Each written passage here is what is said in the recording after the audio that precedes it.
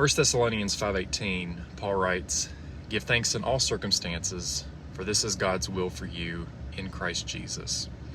This verse is actually the last of a set of 3 verses that are commonly taught together and that are commonly called the standing orders of the church.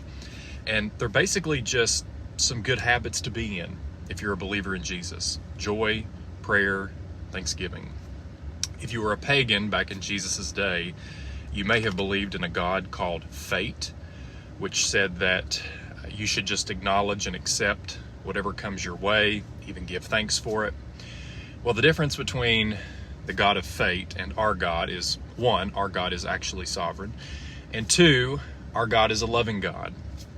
If, as Paul says elsewhere, in all things, that's all things, good, bad, and ugly, God works for the good of those who love Him, who have been called according to His purpose.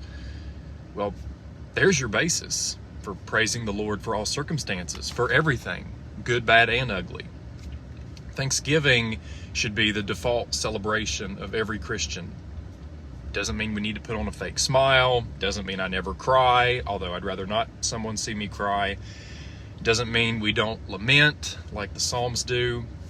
Perhaps there will be an empty seat at your Thanksgiving table this year, a seat that had a warm body in it last year. But just like most of the lament psalms do in the book of Psalms, with the exception of Psalm 88, the psalmist pours out his lament, pours out his grief, and then by the end of the psalm, turns to praise and thanksgiving.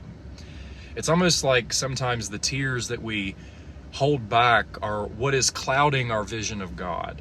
And then when we give ourselves permission to open the floodgates, have a good cry, by the end, our vision is clearer, and we see a God who is strangely close to us in our time of grief, which then enables us to give thanks, give praise.